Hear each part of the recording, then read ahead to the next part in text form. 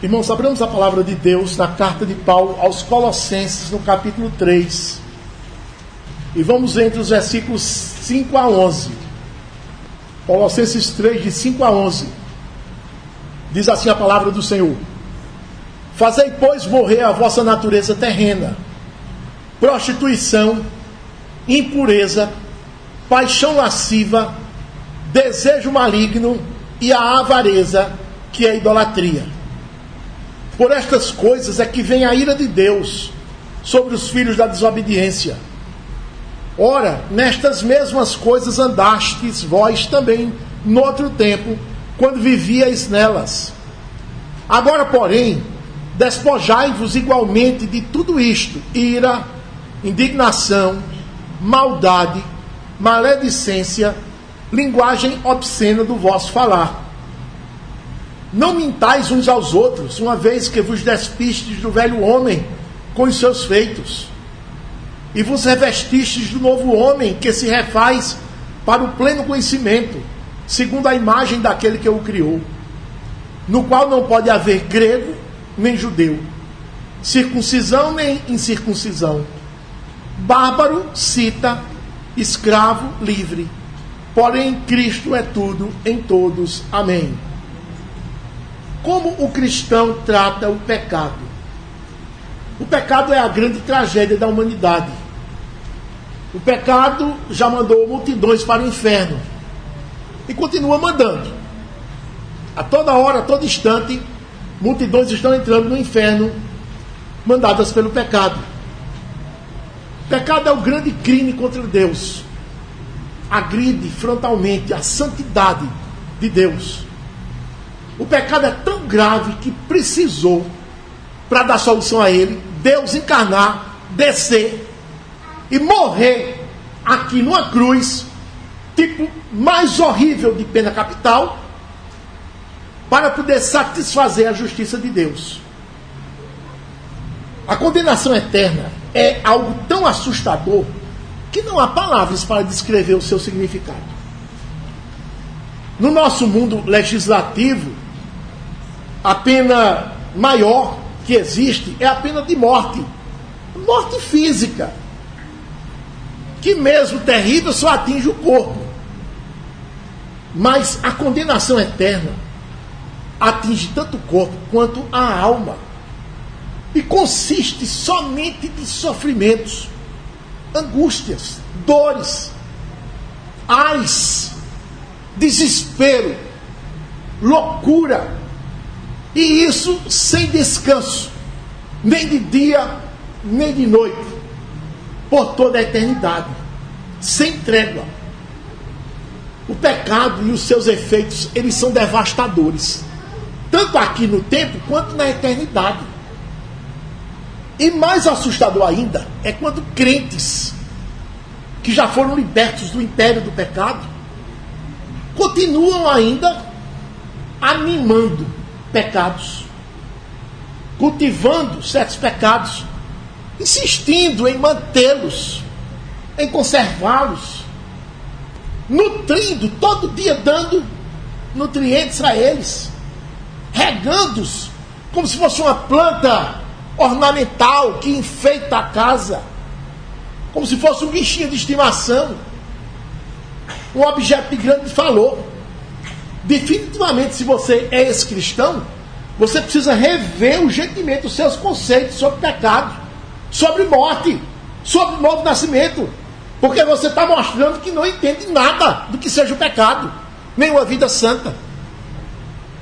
O contexto da passagem é que Paulo aqui está dizendo aos crentes de Colossos que pecado é algo muito mais sério do que os mestres falsos estavam dizendo a eles.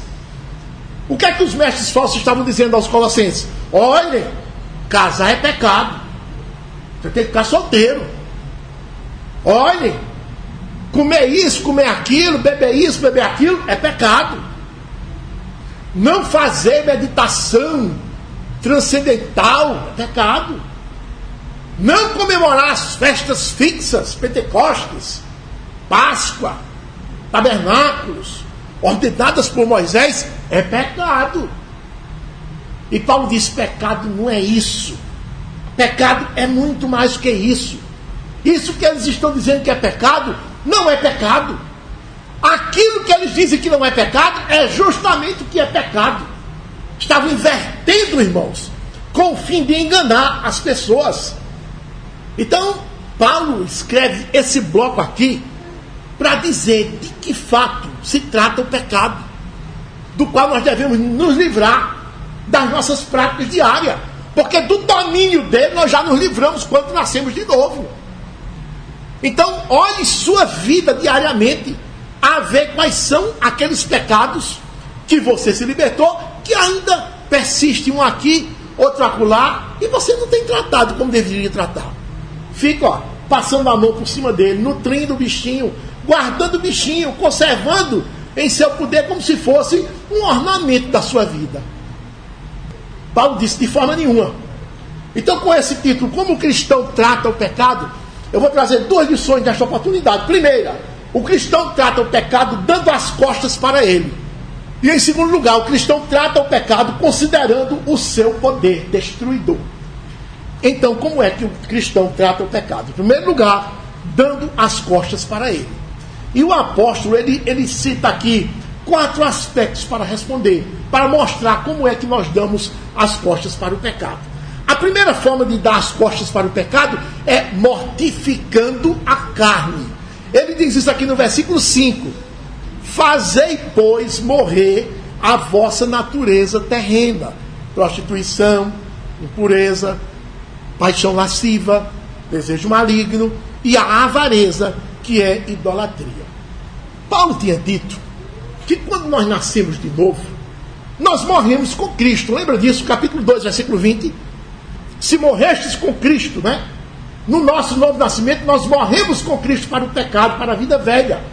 Depois ele disse que também nós ressuscitamos com Cristo. No capítulo 3, versículo 1. Portanto, se fostes ressuscitados, ele falou na nossa morte para o mundo e na nossa ressurreição para uma nova vida. Aí ele disse assim, então vocês agora na nova vida, qual deve ser o estilo de vida de vocês? Vocês vão agora buscar as coisas de cima, não foi? No versículo 1 do capítulo 3. Portanto, buscai as coisas lá do alto. Depois ele diz no versículo 2, pensai nas coisas lá do alto. Depois ele diz no versículo 4 que a nossa expectativa é a glorificação. Nós devemos viver na expectativa da redenção final. E nós pregamos sobre isso, mostrando o que é que significa buscar as coisas do alto.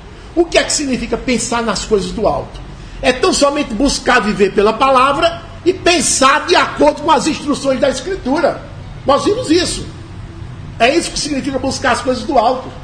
Então, com aqueles ensinos, o apóstolo nos ensinou como construir a nossa vida nova. É buscando as coisas de cima, pensando nas coisas de cima, vivendo na expectativa da redenção final. Mas a partir de agora, ele vai nos ensinar como destruir a velha vida. Como é que você destrói a velha vida que ainda teima em ficar grudada em você, mesmo você sendo crente, nascido de novo? Como é que eu faço para me desfazer, para arrancar essas coisas imundas que ainda teimam em ficar na nossa vida? Então ele disse no versículo 5, fazei, pois, morrer a vossa natureza terrena. Com essa expressão, natureza terrena, o apóstolo está se referindo, sabe, irmãos, a um conjunto chamado desígnio, membros do corpo, ou concupiscência, membros do corpo. Isso é um conjunto terrível. O que é que significa isso? A concupiscência é um desejo de pecar que é gerado aqui no coração. Nosso coração fica gerando o desejo de pecar. Escutem bem. É a concupiscência. Aí, quando o desejo é concluído, aí a concupiscência usa os membros do nosso corpo para pecar. Usa os dedos, usa as mãos, usa a boca, usa os gestos, usa os pés, usa os órgãos sexuais, usa o olhar. Enfim, o corpo todo é usado pela concupiscência para materializar aquilo que ela gerou no coração. Veja que coisa terrível. O nome disso é um conjunto. O nome desse conjunto é concupiscência, membros do corpo. É isso que Paulo fala, natureza terrena. É isso que significa natureza terrena. Todo o corpo é utilizado para materializar o que a concupiscência gerou no coração. Então, se o crente foi liberto do domínio do pecado, e se ele agora vive numa busca das coisas do alto, as coisas da Escritura, se o pensamento dele agora é dominado pelos conceitos da palavra de Deus, então chegou a hora, meus irmãos, de fazer morrer essa concupiscência que fatalmente vai levar você a pecar. E o que é que significa fazer morrer? Fazer morrer não é matar. Porque se fosse para matar, a gente morria junto. Mas para fazer morrer significa mortificar. Qual é a diferença entre matar e mortificar? Matar é fazer deixar de existir alguma coisa, a gente sabe. Enquanto mortificar significa domar algo que não pode ser matado. Algo que é muito perigoso, que é muito mortal, mas que não pode ser matado. Então, mortificar é subjugar algo perigoso, tal qual você prende um cachorro brabo numa estaca de madeira. Você precisa matar, você precisa amarrá-lo para que ele não fira, que ele não ataque, que ele não morda as pessoas. É isso que significa mortificar. Nós sabemos que essa natureza velha do pecado que a gente tinha antes do nosso novo nascimento, ela ainda está aqui no nosso coração. Ela está no coração de todos os crentes, está lá dentro, ó, querendo a todo instante. Ela não dorme, nem dormita. O tempo todo ela está querendo se manifestar. Não sai de lá até o dia da nossa morte. Também nós não podemos matá-la, porque aí morreríamos juntos. Mas podemos sim dominá-la, domá-la, amarrá-la. É o que chama mortificar. E, irmãos, eu quero dizer aos irmãos que não é difícil de se conseguir isso. Porque você, como crente, não vive buscando a palavra, não vive pensando nos conceitos da palavra, rejeitando os conceitos que não podem ser aprovados pela Escritura. Você não é essa pessoa? Ouve alguma coisa, bate com a Escritura, aceita. Não bate com a Escritura, rejeita. Você não é essa pessoa? Então é fácil você conseguir fazer morrer a natureza terrena. Você estará mortificando a carne e estará dando as costas para o pecado. E ainda nesse versículo 5, o apóstolo listou alguns pecados que são produzidos pela natureza terrena. Observe: prostituição, impureza, paixão lasciva, desejo maligno e a avareza, que é a idolatria. Irmãos, a Escritura aqui ataca os dois grupos principais de pecados que existem. Quais são? Os pecados sexuais e os pecados do amor aos bens materiais. É o materialismo. Pode olhar. Os pecados de natureza sexual: prostituição, impureza, paixão lasciva, desejo maligno. Esse é o primeiro grupo. E o outro grupo, a avareza, que é idolatria. E eu queria falar rapidamente sobre esses pecados sexuais. A prostituição que ele se refere aqui é a chamada fornicação. Sexo fora do casamento. Deus criou o sexo e disse: o sexo só pode ser usado dentro do casamento. Qualquer tipo de sexo fora do casamento é prostituição, é fornicação. E o cristão deve se afastar disso. Fazei, pois, morrer. Nunca pense nessas coisas mais. Impureza. Prostituição, impureza. Impureza é o sexo ilícito no pensamento. É o que se chama de impureza, que vem pela cobiça, a transgressão do 10º mandamento. Depois ele fala paixão lasciva e desejo maligno, que são frases semelhantes. Sendo que essa frase, paixão lasciva, se refere, irmãos, à prática da promiscuidade. E a frase desejo maligno se refere ao pensamento impuro. E a gente vive rodeado, irmãos, de um mundo sexualmente pervertido.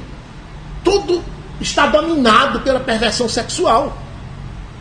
E finalmente ele cita um outro grupo, que é o grupo da avareza, que é a prática de acumular bens, onde a traça e a ferrugem corrói, e onde os ladrões escavam em roubo, isto é, na terra, aqui na terra, tudo que Jesus proibiu terminantemente. A avareza é tão perigosa, que ela torna a pessoa egoísta, mesquinha, sovina e pior, idólatra. Porque a Escritura diz que a avareza é idolatria. Isso mesmo, irmãos, idolatria. Idólatra do tipo daquele que vai para o inferno, que não pode entrar no reino de Deus, vai passar a eternidade nas trevas do inferno, nos abismos profundos. E Paulo diz, façam morrer tudo isso. Nenhuma dessas práticas deve estar presente na vida de alguém que nasceu de novo, alguém que foi identificado com Cristo na sua morte e na sua ressurreição. Então o apóstolo diz, deem as costas ao pecado, mortificando a carne. Mortificando a carne.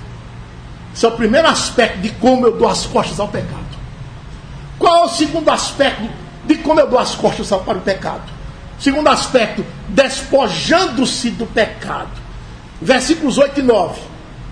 Agora, porém, despojai-vos igualmente de tudo isto. 2 pontos. Ira, indignação, maldade, maledicência, linguagem obscena do vosso falar. Não mintais uns aos outros, que é a mentira. Despojar-se é isso, dessas coisas. Despojar significa tirar uma roupa. E qual é a roupa que ele está mandando tirar? A roupa suja da velha vida, do velho homem, das velhas práticas. Joguem essa roupa fora. Tirem essas roupas. Vocês vão para as festas com roupas sujas? Ninguém vai. Como é que você ousa permanecer vivendo a vida cristã com a roupa suja da velha prática, da velha vida?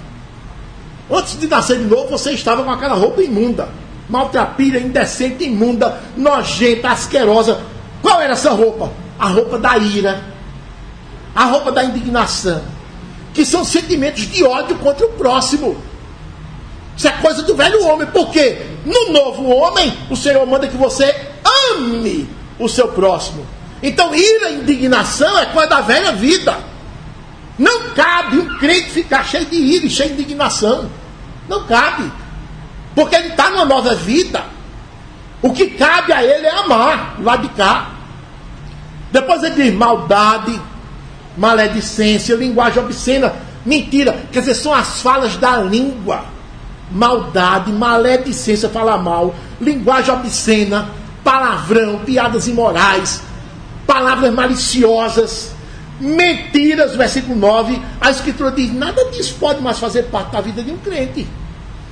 Dispam-se dessa roupa suja e imunda, vistam-se de Cristo a cada dia, com as vestes alvas da santidade, que você obtém quando você busca as coisas do alto, quando você pensa nas coisas que são de cima. Agindo dessa forma, você estará tratando o pecado de modo bíblico, dando as costas para ele, despojando-se da velha roupa do pecado. Se foi o segundo modo de dar as costas para o pecado. O terceiro aspecto de como você dá as costas para o pecado é vivendo a nova vida. E ele diz isso no versículo 10. E vos revestistes do novo homem, que se refaz para o pleno conhecimento, segundo a imagem daquele que o criou. Uma vez que eu joguei fora a roupa velha, me despi, eu não vou ficar nu. O Senhor não quer que nenhum crente fique nu. Não estou falando de roupa de tecido. Você se despojou daqueles velhos hábitos, velhos pecados, e agora tem que se vestir de uma roupa nova. É uma roupa que imita a Cristo, e é uma nova vida.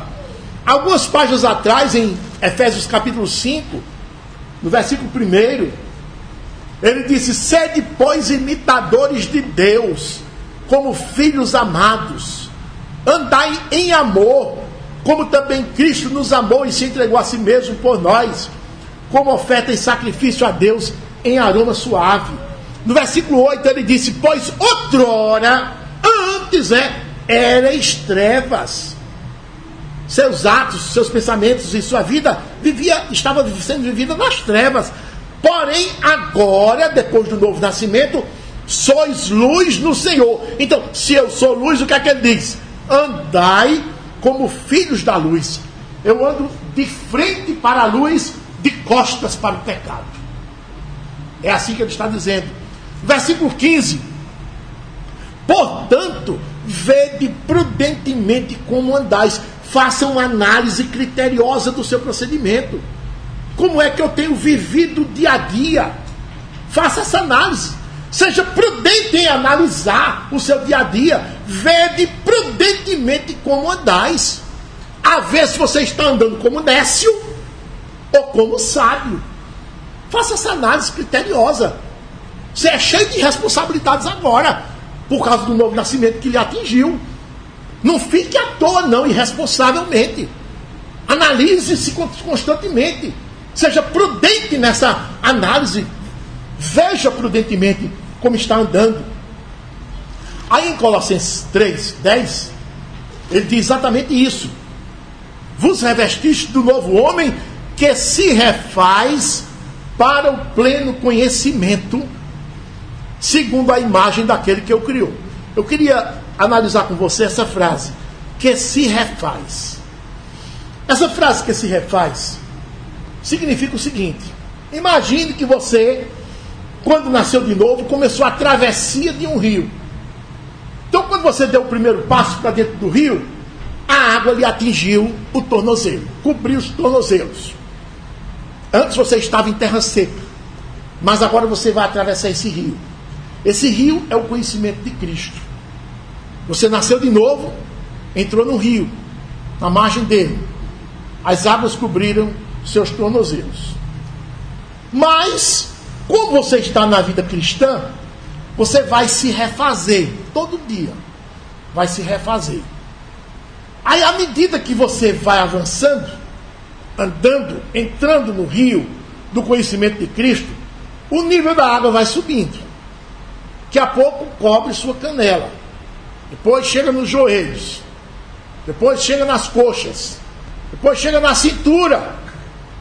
Na metade do peito. Chega no pescoço. Daqui a pouco cobre sua cabeça. E você fica completamente submergido.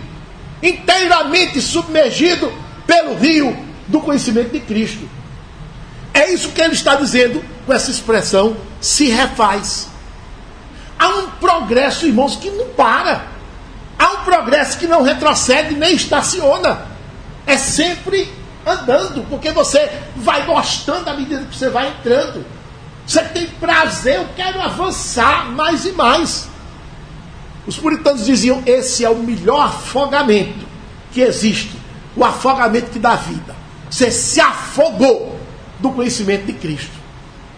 Todos os dias você deve medir o nível d'água, onde é que está. E você deve ficar alegre, porque sempre vai encontrar uma medida mais em cima, mais em cima, mais em cima. Você vai se alegrando. É isso que significa se refaz. É um progresso constante. Jesus disse, ao que tem se lhe dará, se lhe acrescentará e dará em abundância. Quanto mais de Jesus temos, mais a nossa vida nova transparece ao mundo. É assim que damos as costas ao pecado, vivendo essa nova vida. E finalmente o quarto aspecto de como damos as costas ao pecado está no versículo 11, é que nós devemos quebrar as barreiras sociais. Veja no versículo 11, no qual não pode haver grego nem judeu, circuncisão nem incircuncisão, bárbaro cita, escravo livre, porém Cristo é tudo em todos. Irmãos, isso é um aspecto tão importante na nossa progressão espiritual, que se nós desconsiderarmos esse aspecto que está aqui no versículo 11, nós não vamos progredir espiritualmente. Nós vamos bater numa barreira e vamos ficar estacionados, se não prestarmos atenção ao que é que está escrito aqui no versículo 11. Versículo 11. Quando você se veste de Cristo, nasce de novo, você tem a imposição, lhe é imposto ultrapassar toda e qualquer barreira social. Nós não podemos nunca ser santos abrigando diferenças sociais na vida. Observe que ele fala aqui: grego, judeu, circuncisão e incircuncisão, bárbaro, cita, escravo, livre. Ele está se referindo a 3 grupos, 3 classes que existiam preferencialmente naquela época: judeu, grego e romano. Pare bem, judeu era o soberbo da religião, o grego, o soberbo da sabedoria, o romano, o soberbo do imperialismo. O judeu dizia: só a nossa religião é a correta. E era mesmo. Aí ele chamava os demais de gentios. Mas Deus sempre proibiu Israel de se tornar soberbo. Ele disse: olha, vocês foram escolhidos pela graça, vocês não têm mérito nenhum. Deus sempre disse isso. O grego dizia: nós somos os sábios, temos os homens mais sábios, Sócrates, Platão, Aristóteles. Aí enumerava aquela relação. O resto, bárbaro. E tinha um tipo de bárbaro que era o bárbaro mais bárbaro que existia, era o cita. Era o bicho mais brabo. Acho que eles diziam que nem alma tinha. Bárbaro e cita. Já o romano dizia: nós somos os imperialistas, nós somos livres, o resto é escravo. Porque Roma dominava no mundo inteiro. Então todas as nações viviam subjugadas a Roma. Nós somos livres, o resto é escravo. O grego: nós somos sábios, o resto bárbaro. O judeu: nós somos os religiosos, o resto gentios. Gentil significa cachorro, porco, tudo que, de imundo que existe. Então, para o judeu, com a sua soberba religiosa, o mundo era dividido em 2 partes: o judeu, o resto era gentil.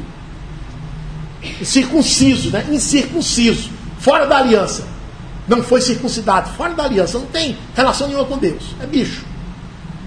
Para o grego, com a sua soberba cultural, o mundo era dividido em 2 partes: eles, os gregos, e o resto, os bárbaros, os citas, que eram os bárbaros mais bárbaros que existiam. E para os romanos, com a sua soberba imperialista, o mundo é dividido em 2 partes: nós, os romanos, os livres, e o resto, os escravos.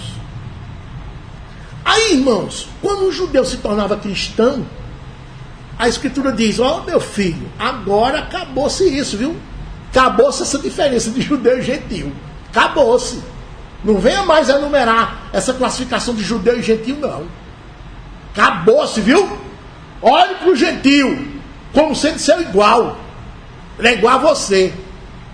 Quando um grego se convertia, a Escritura diz: vem cá, acabou-se esse negócio de grego e bárbaro, viu? Acabou-se. Você não é mais sabido do que ele, coisa nenhuma. Você não é superior ao bárbaro em coisa nenhuma, muito menos ao cita. E quando um romano se convertia, na sua soberba, a Escritura diz: vem cá, você é tão livre quanto ele, ou você é tão escravo de Cristo quanto aquele que não é romano e é crente. Então essa barreira tinha que ser removida. Se isso se mantivesse, esses crentes nunca dariam as costas ao pecado. Ele podia mortificar a carne, ele podia se despojar daquelas velhas práticas, ele podia se revestir de Cristo, mas por conta desse 4º aspecto, ele não conseguia avançar. Tem crentes, irmãos, que são assim. Eles trabalham certas áreas da vida, avançam, mas quando chega lá na frente esbarra, aí tem que voltar lá para o fim. O que foi que faltou? Faltou aquilo, faltou aquele aspecto que eu disse que você considerasse. Não querem considerar.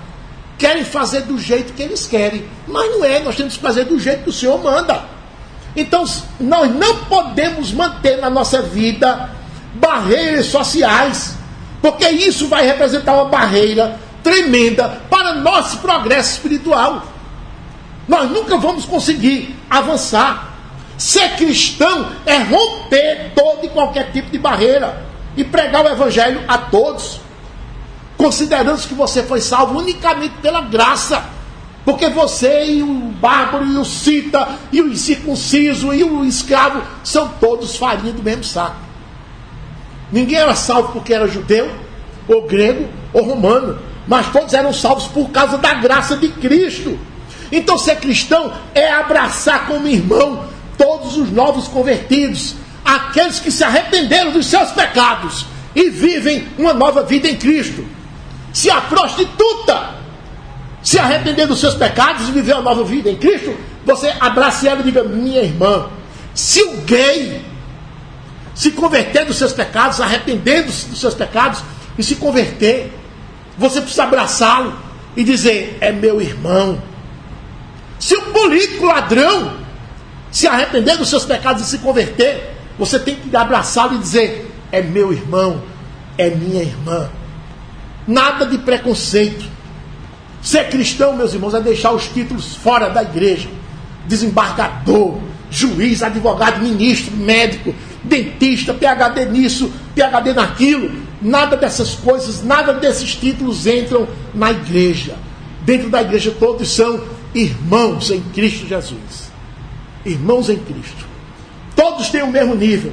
Todos são iguais. Por isso que nesse versículo 11, ele termina dizendo assim, ó: porém, Cristo é tudo em todos. Isto é, Cristo é o Salvador de todos que se arrependem.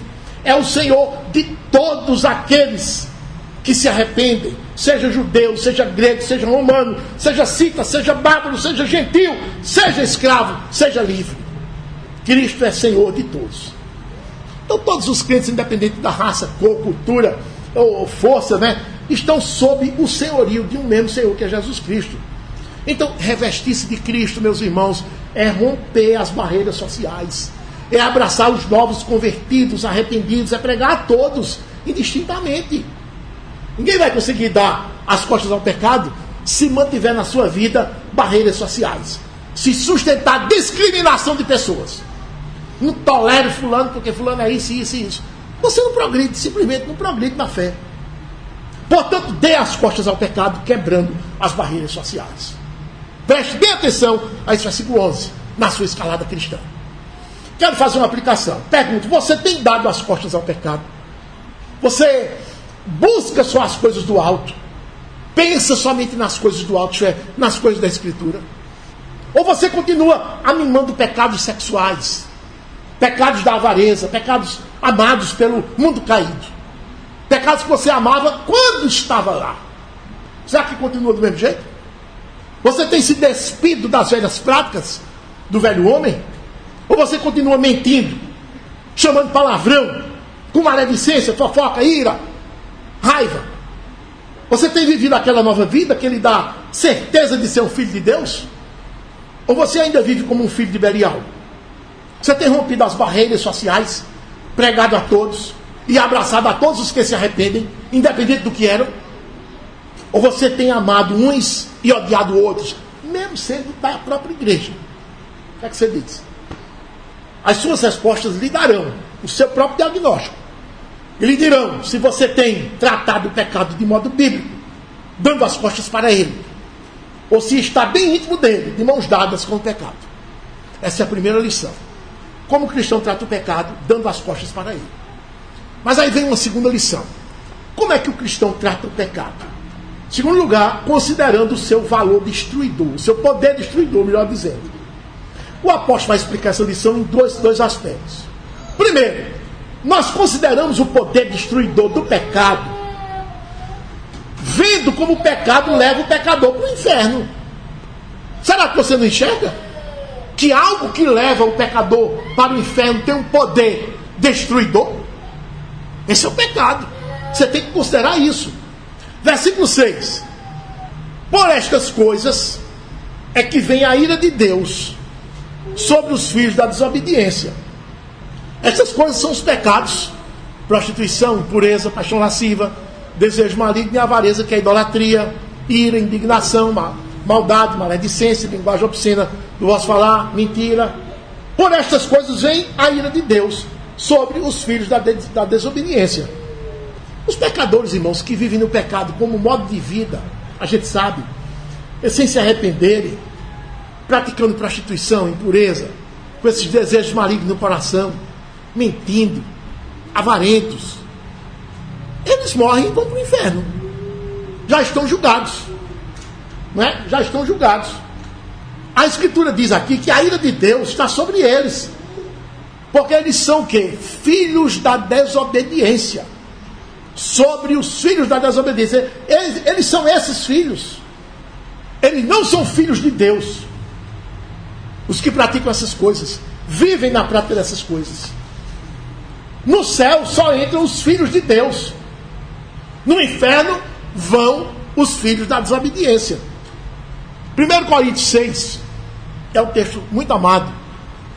1 Coríntios 6, algumas páginas atrás, versículos 9 e 10.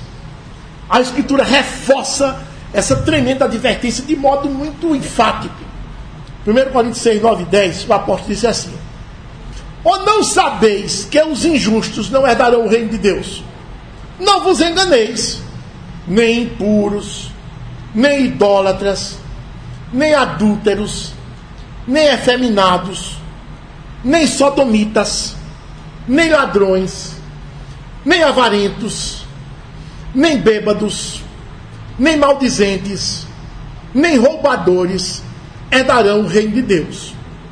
Repare bem, versículo 9: nem impuros, pecado sexual, nem idólatras, pecados da avareza, nem adúlteros, pecados sexuais, nem efeminados, nem sodomitas, pecados sexuais, nem ladrões, pecados da avareza, nem avarentos, a própria palavra diz, nem bêbados, nem maldizentes, pecados da língua, nem roubadores, pecados da avareza. Nenhum desses vai herdar o reino de Deus. Nenhum desses. Todos eles terão o inferno como sua casa. Eles serão inquilinos do inferno. Como Atos diz, Judas foi para o seu próprio domicílio, sua casa própria, o inferno. Judas foi para lá. Também esses serão companheiros de Judas, serão vizinhos dele lá. Os vizinhos de Judas. Lá no final da Bíblia, em Apocalipse 21, segura aí Colossenses, e Apocalipse 21, versículo 8, o Senhor fez também outra lista. 21:8. Quanto, porém, aos covardes, aos incrédulos, aos abomináveis, aos assassinos, aos impuros, aos feiticeiros, aos idólatras e a todos os mentirosos, a parte que lhes cabe será no lago que arde com fogo e enxofre, a saber, a segunda morte. Capítulo 22, versículo 15. Fora ficam os cães, os feiticeiros, os impuros, os assassinos, os idólatras e todo aquele que ama e pratica a mentira. Então, nessas duas referências aqui, estão relacionados os praticantes dos pecados sexuais e os praticantes da avareza, que é a idolatria. Então, eu pergunto, você se sente inclinado, meu irmão, aos pecados sexuais? Será que você até pratica alguns desses pecados sexuais relacionados aqui? E os pecados da avareza? Será que você não está fortemente inclinado a eles? Será que você não está sendo avaro, mesquinho, sovina, tanto para o Senhor quanto para o seu próximo? Será que você não tem considerado que é avarento, que o avarento é também um idólatra? Que análise você faz de si mesmo? Em se considerando um praticante de pecados sexuais ou um avarento, você não se sente impuro, imundo, nojento diante de Deus? O que é que você vai fazer? Você vai se arrepender? Vai adotar medidas corretivas sobre si, sobre o seu comportamento? O crente verdadeiro trata o pecado considerando o seu poder destruidor. Ele leva as pessoas para o inferno mesmo. Lá agora tem multidões que estão lamentando. Elas não se arrependem, mas elas estão lamentando, irmãos, que ouviram a verdade e não se arrependeram. Podiam se arrepender, não buscaram o Senhor enquanto se podia achar, e agora estão lá porque foram idólatras, porque foram avarentos, porque foram prostitutos, impuros. Estão lá. Trate o pecado com a maior seriedade, meu irmão. Arrependa-se. Não cabe mais um cristão viver com pecados da velha vida. Não cabe. Essa foi a primeiro aspecto que Paulo tratou, como é que o cristão considera o poder destruidor do pecado. E a segunda forma como o cristão considera o poder destruidor do pecado é considerando o seu poder aprisionador. Preste bem atenção. O seu poder aprisionador. Veja o versículo 7 de Colossenses 3. Ora, nessas mesmas coisas andastes vós também noutro tempo, quando vivieis nelas. Olha essas palavras. Andastes e vivieis. Vivieis. Preste atenção a essa ilustração. Conta-se que um bandido foi preso e condenado. Cumpriu a pena de 18 anos, um grande regime fechado. Mas à medida que o tempo foi passando e ele preso lá dentro do presídio, ele começou a se acostumar com a vida do presídio. E começou a achar bom. E começou a considerar aquilo como a sua casa. Aqui é a minha casa. Perdeu qualquer desejo de sair. Perdeu qualquer noção de liberdade. E quanto mais o tempo passava, dentro daqueles 18 anos, mais ele se sentia em casa. Um determinado dia, aproximou-se dele um agente penitenciário e disse a ele que em 5 dias ele ganharia a liberdade. Porque o seu tempo havia se cumprido, sua culpa estava paga. Em vez de se alegrar, dar pulos de alegria, entrou em depressão. Não queria sair da sua casa, de tanto que se acostumou. Não queria mudar de endereço. Ele disse, não, minha casa agora é aqui, eu quero viver aqui até morrer. Falou com o agente penitenciário, depois falou com o advogado do presídio, falou com o diretor do presídio, e todos disseram, não tem jeito, não há amparo legal para você ficar mais aqui, você vai ter que sair. E chegou o grande dia da sua libertação. O agente se aproximou dele, chamou a sala lá, devolveu-lhe os pertences, lhe deu o alvará de soltura e o conduziu até a porta da prisão. Os guardas abriram a porta, ele saiu e as portas se fecharam. Mas quando ele saiu, olhou para cá, ficou desorientado. Foi buscar emprego ali, não deram. Foi ali, não deram. Procurou antigos parentes, todos lhe desconheceram, outros já tinham morrido. E ele ficou desorientado, aumentou a depressão. E o maior problema dele é que ele estava do lado de fora, livre, mas estava se sentindo preso. Ele dizia, minha liberdade é dentro do presídio. Seu desejo de voltar para o presídio aumentou. Mais e mais, mais e mais. Dia após dia, só fazia aumentar. Aí ele planejou um assassinato. Sua matar qualquer pessoa, mesmo que seja um inocente. Chegou, aproximou-se de um homem e deu uma paulada na cabeça do homem por trás. Uma covardia. O homem já caiu morto. E pior, ele não se evadiu da cena do crime. Ficou lá, parado, com o pau na mão. E as pessoas começaram a se aproximar, mesmo que de longe, assustadas, ligaram para a polícia. A polícia chegou, o prendeu, levou de novo para o presídio, preso em flagrante. E ele, depois de algum tempo, foi julgado, foi condenado e passou a cumprir a nova penalidade. Essa ilustração mostra o seguinte: o poder aprisionador do pecado. Ele prende o pecador nas suas garras. E o pior é que ele faz com que o pecador o ame. O pecado olha para o pecador e diz, você me ama? E o pecador diz, oh, como eu te amo, pecado. Como eu te amo. Como aquele bandido diz, como eu amo a prisão. Como eu amo o presídio. É a minha casa. É aqui que eu me sinto livre. É aqui que eu tenho prazer. Eu não tenho prazer do lado de fora, do que vocês chamam de liberdade. Eu tenho prazer aqui dentro do presídio. Então o pecado faz com que o pecador o ame. Goste dele. Pratique o pecado com gosto. Sem ser forçado, de boa vontade, querendo repetir mais e mais. E quanto mais se repete, mais gosta, mais se sente bem. Vejam os irmãos o poder aprisionador do pecado. Vejam mesmo. Pecador algum, irmãos, peca forçado, por imposição. O pecador peca porque quer, porque gosta, porque ele é escravo do pecado. Jesus disse, Todo que comete pecado é escravo do pecado. João 8:34. O pecador ama o seu Senhor, o pecado, faz tudo para lhe agradar. Tudo. Por isso que quando o pregador se aproxima do pecador com a sua pregação, o pecador resiste o quanto pode. Daí está escrito: vós sempre resistis ao Espírito Santo, Atos 7:51. Por isso que, voltando aqui para Colossenses 3, versículo 7, a Escritura diz assim: ora, nessas mesmas coisas andastes vós também noutro tempo, quando vivíeis nelas. Vocês que agora são crentes, um dia andaram.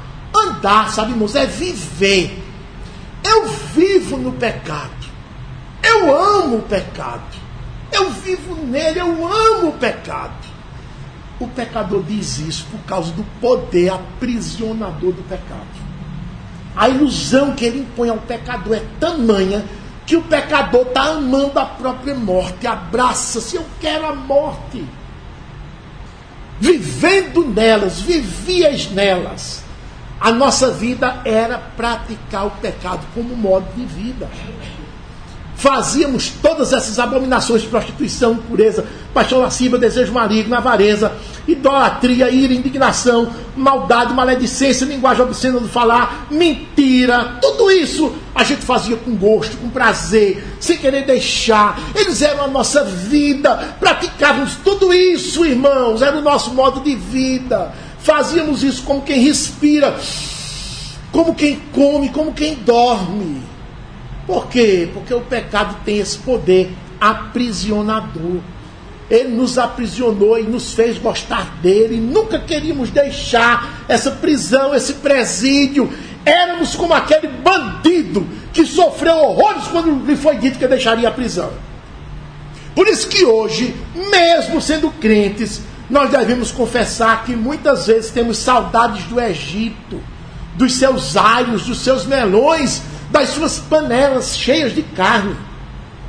É possível que mesmo hoje, crentes, tenhamos saudade de algum pecado cometido lá, quando vivíamos naquela vida errada. Lembramos daquele pecado até com prazer. Basta um descuido em fazer morrer a velha natureza e ela, pimba, se levanta imediatamente. Pergunto, você tem considerado esse poder destruidor do pecado? Como você trata o seu pecado? Com seriedade máxima? Hoje, agora, ou deixa para amanhã? Vou alisá-lo até amanhã. Amanhã eu trato dele. Será que você ainda não descobriu que o pecado é tão sério que foi necessário que Deus encarnasse e viesse combatê-lo aqui, como homem, submetendo-se a todas as condenações, para que você pudesse ser livre, para que pudesse escapar da condenação eterna, para que pudesse escapar da ira definitiva de Deus? Como é que você pode ser tão frio, tão insensível para com o pecado? Eu termino dizendo o seguinte: faça morrer a sua natureza terrena. Mortifique a sua concupiscência. Guarde os membros do seu corpo intactos, em pureza, para que eles não sirvam mais ao pecado gerado no seu coração. Fiscalize o seu coração o tempo todo. Sobre tudo que se deve guardar, guarde o teu coração, porque é dele que procedem as saídas da vida, as fontes da vida. Você fiscalizando o seu coração, você vai impedir que ele elabore maus desígnios. E impedindo que ele elabore maus desígnios, você não vai praticá-los com os membros do seu corpo. Trate o pecado dessa forma, dando as costas para ele, considerando o seu alto poder destruidor. Viver dando trela para o pecado, nunca mais. A nova vida lhe impõe mortificar a carne, abafando-a, amarrando-a na estaca de madeira, subjugando-a dia após dia, hora após hora. A nossa vida aqui, irmãos, estão vendo, é uma vida de luta. Não tem descanso, não. Nós não podemos ter descanso. Descanso mesmo só no céu. Enquanto estiver aqui, fique ciente, é luta de dia e de noite. Mesmo velhinho, você vai ter que lutar o tempo todo como se fosse um jovem e um adolescente cristão. Vigie de dia e de noite. Nada disponha para a carne.